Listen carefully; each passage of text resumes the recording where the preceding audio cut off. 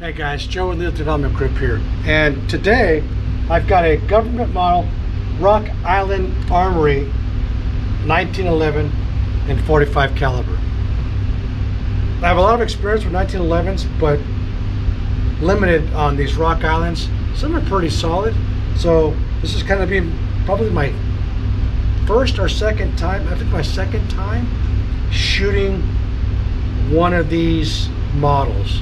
I've shot the double stack and I wasn't a fan of it, but I think this is the first time, this will be the first time that I'm shooting a single stack.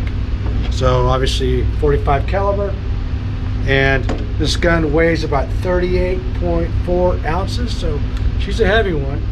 Typical 1911 sights, no front sight. I mean, literally a little nub, which kind of sucks. It's about 1.5 inches wide. That's what makes them so nice to carry. If you're a rather large frame guy or a full-size guy, these guns are very comfortable to carry because they're so thin. And it's about a little over 5 inches in height and over 7 inches in length. It is a single action, meaning that the hammer has to be back for it to fire. So if I were to, gun's empty, if I were to pinch the hammer, press the trigger, and fall, the gun can't fire. The slide has to be racked or hammer pulled back, and it's ready to fire. Obviously the passive palm safety, the active lever safety for the slide, and then you have your slide release right here, and then it's got just the magazine release, and it is a government model, no thrills, 1911. So I'm going to give it a shot. I'm going to push this out about 7 or 8 yards, and I'm going to see if I can get 5 rounds of 45 caliber ammo in that little square. But before we do that, let's try and see what our trigger press is. So if you find my handy dandy Lyman, this is for those of you guys that may be interested in buying or looking at this gun. I'm just trying to help out to kind of give you some ideas. Hey man, what's the trigger press like? How does it feel? Is it accurate? Is it reliable? Okay, let's try it again. See if it was off, but boy, that's a definitely stout trigger press. Oh, here we go again. Okay. Oops. All right.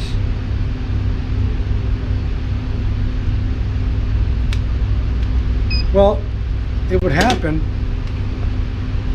Let's try this again, because my finger wasn't exactly on the spot where I want it to be. All right, here we go. Now we're cooking with grease now. All right, that's where I wanted to be. That's where I wanted my thumb to be, and I was in the wrong spot. Here we go. 6 pounds, 4.4 ounces.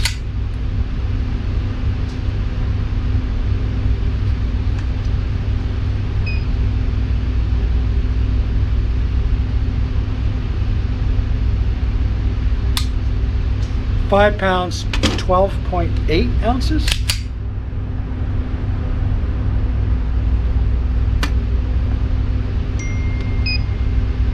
I have my handy dandy official NRA steel weights at home. This is kind of a easier way and less garbage you got to pack the range approach. 6 pounds, 5 ounces flat. So, okay. I mean, it's not too terrible, but then again, it is a gun made for the masses, right? Custom gun. It's got a little play. It's got play in it, let's put it that way.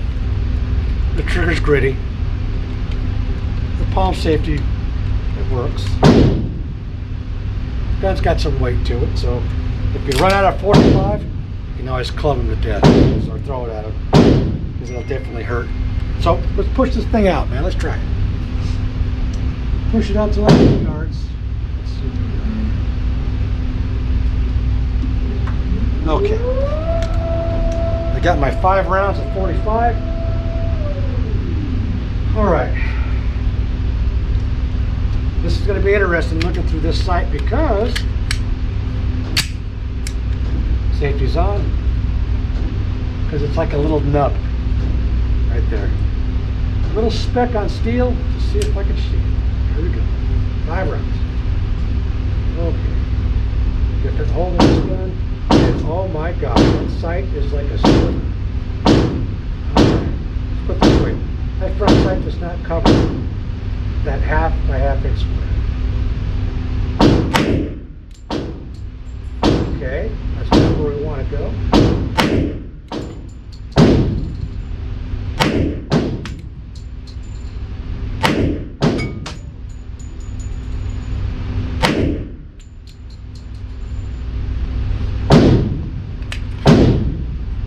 Well,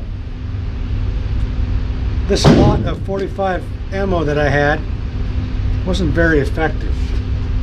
This old stuff that I was shooting, not the Remington, this was another brand, PMC old stuff. Not the result I wanted, but no worries. No worries. All right, I'm gonna mark these and then we'll try again, but that's what I got with this. And aiming here, this is what we got. Okay.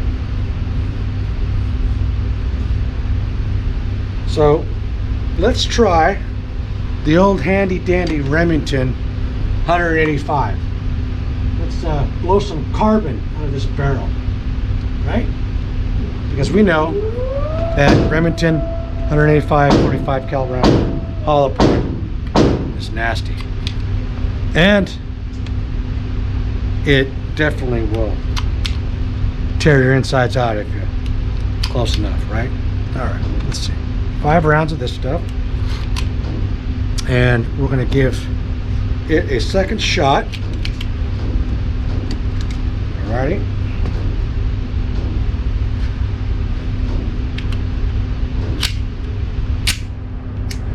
Safety's on. Trigger is, it's got grit to it. I mean, it's nothing to write home about. But guess what? It fired. It works.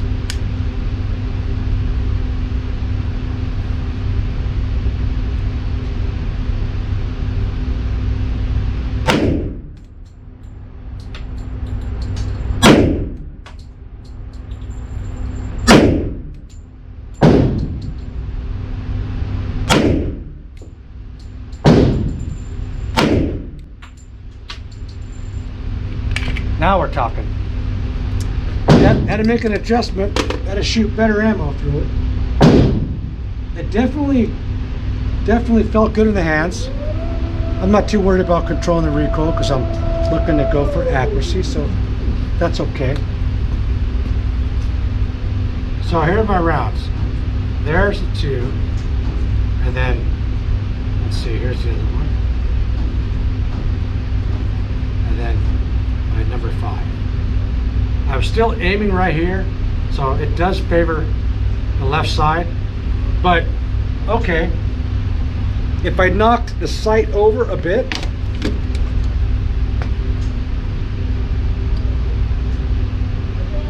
yeah, it's out just to the left. It does favor the left, and then this nub, it's fixed. So, you know, the sights are what they are, because this front sight appears to be part of the frame or the slide.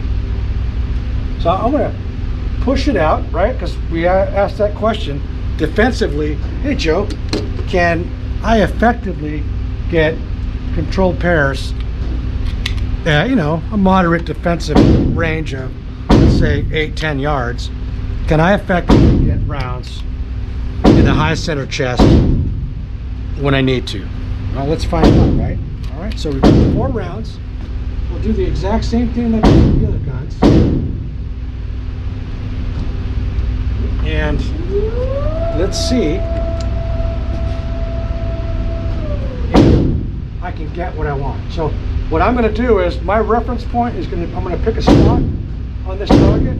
It's going to be a little bit more to the upper portion of the square, so that way we can see what it looks like. Let me find my spot. I got a spot. All right. safety's on. We'll start at a kind of a low ready position. All right. The safety, it's really small to sweep. I wish it was a little bit wider and a little bit longer, because I like to rest my thumb on the safety and have a grip like that. Because if you hold it like this, and what guys tend to do, if they're not experienced with 1911s, during recoil, they may kick up the safety, and all of a sudden the gun's not going to fire. So I always ride the safety once it's depressed. So I always like to have a little more meat there. All right, safety's on. Let me get a sight picture on this front nub. Okay.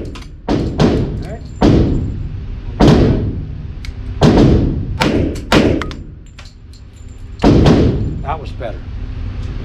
Trying to track that sight to go where I'm looking at. A little hard. It's so tiny. Like I said, it's just a nub. But there's one, and then there's the other one in my second shot of my first string. Just trying to watch this sight rise and go like this, and it is literally, this is what's happening. That little nub, I just lost track of it. But it still looked where I wanted to go. So it's still, hey man, it works. I'm still gonna get a hit effectively with it. I just wish this had better sights on it, but I get it. It's a model for the masses. It's a tribute or an homage to the government model 1911 5-inch. You know, because again, they had less than desirable sights back in the day too, and so I can see why they did a lot of point shooting with these in World War II, just because, hey man, you don't got a front sight. So not bad, Rock Island. It's a nice pistol. I mean, it is. If it was me, I would definitely do a lot of changes to this, a lot of modifications. But you know what? For an entry level 1911 in 45 caliber, for those that want to have a piece of history, hey man, it's worth it. So next time you're at the range, give it a shot, rent one of these, try it out, see if you like it. As always, guys, be safe, be well, and I'll see you next time on the range. You guys take care.